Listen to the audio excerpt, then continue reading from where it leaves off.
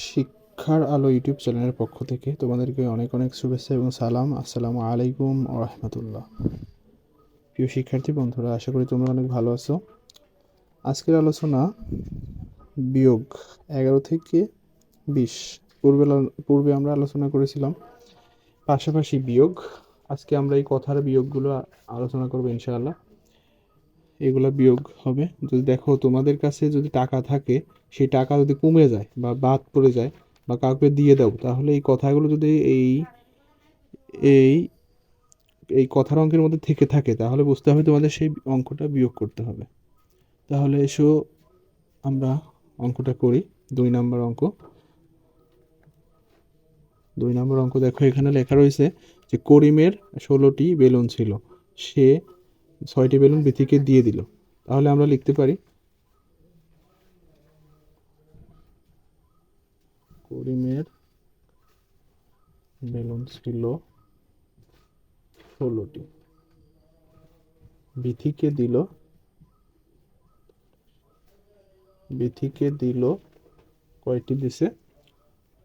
6টি, অর্থাৎ এত 6টি। যেহেতু আমরা দিছে, বিথিকে দিছে মানে কমে গেছে, তাহলে কমে গেলে কি করতে হয়? বিয়োগ। তাহলে আমরা পূর্বে বলেছিলাম যে দুইটার সংখ্যা যদি একই হয় তাহলে কি হয়? শূন্য হয়, আর এক করতে এক বসে যায়। অর্থাৎ এই করিমের কাছে আর অবশিষ্ট কয়টি বেলুন থাকলো? 10টি।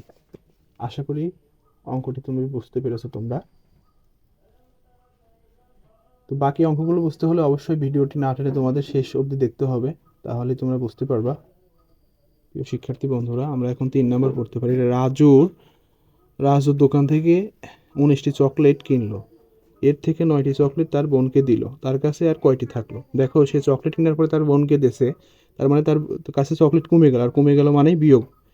তাহলে আমরা লিখতে পারি 3 নম্বর, যে চকলেট কিনলো রাজু চ ক কাট্ট চকলেট কিনলো, কতটি কিনছে? 19টি। 19টি। বোনকে দিল কয়টি দিছে তার বোনকে? 9টি। 9টি। দেখো, তার বোনকে দিলে তার মানে কমে গেছে, কমে যাওয়া মানে বিয়োগ। যদি দুইটার সংখ্যা একই হয়, এরকম উপর নিচে বিয়োগে একই হলে, তাহলে আমরা শূন্য লিখবো, আর একের জন্য এক, এতটি। এটাই হলো তার কাছে অবশিষ্ট লজেন্স থাকলো। তাহলে বুঝতে পারছো অঙ্কটা হয়তো, শিক্ষার্থী বন্ধুরা। তাহলে আমরা পরের অঙ্কতে যাব।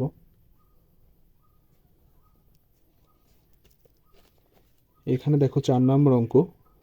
দ্বিতীয় 15টি রং পেন্সিল ছিল, সে 5টি রং পেন্সিল তার ছোট ভাইকে দিল, তার কাছে কয়টি রং পেন্সিল থাকলো?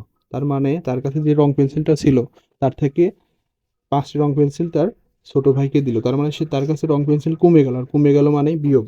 তাহলে আমরা লিখতে পারি এখানে 4 নম্বর, দ্বিতীয় পেন্সিল ছিল কতটি? 15টি। ভাইকে দিল 5টি।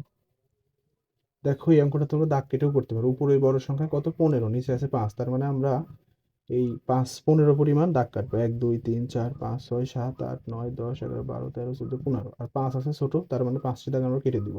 1 2 3 4 5, এই 5টি কাটা। তাহলে কত থাকলো? আর 1 2 3 4 5 6 7 8 9 10, তাহলে 10 থাকলো। অর্থাৎ এই দ্বিতীর কাছে কয়টি থাকলো? রং পেন্সিল থাকলো আর 10টি। এটা একটু ব্যতিক্রম করলাম দাগ কেটে, হয়তো তোমরা এটা বুঝতে সুবিধা হবে। তাহলে আসো আমরা নেক্সট অঙ্কেতে যাই। এটাই আমাদের শেষ অঙ্ক। তোমরা যারা নতুন আছো অবশ্যই আমার চ্যানেলটি সাবস্ক্রাইব করবা, তার কারণ এরকম আরো অনেক সমস্যা সমাধান নিয়ে আসবো ইনশাআল্লাহ। 5 নম্বর অঙ্ক এখন। দেখো, এখানে লেখা রয়েছে একটি শ্রেণীতে 18 জন ছাত্র ছাত্রী আছে, এদের মধ্যে 10জন ছাত্রী, শ্রেণীতে কতজন ছাত্র আছে? দেখো, মোট আলোচনা করছে এখানে, মোট করছে কতজন? 18 জন আছে মোট ছাত্রছাত্রী। তার মানে এর থেকে আমাদের বের করতে হবে 10 জন ছাত্রী নির্দিষ্ট করে দিয়েছে, কিন্তু ছাত্র কতজন আছে এটা বের করতে হবে। বের করতে হলে এরকম বের করতে হলে বিয়োগ করতে হবে। তাহলে আমরা লিখতে পারি মোট ছাত্রছাত্রী, মোট ছাত্র ছাত্রী 18 জন। 18 জন। ছাত্রী কতজন? 6 একা 12 ছাত্রী 10 জন।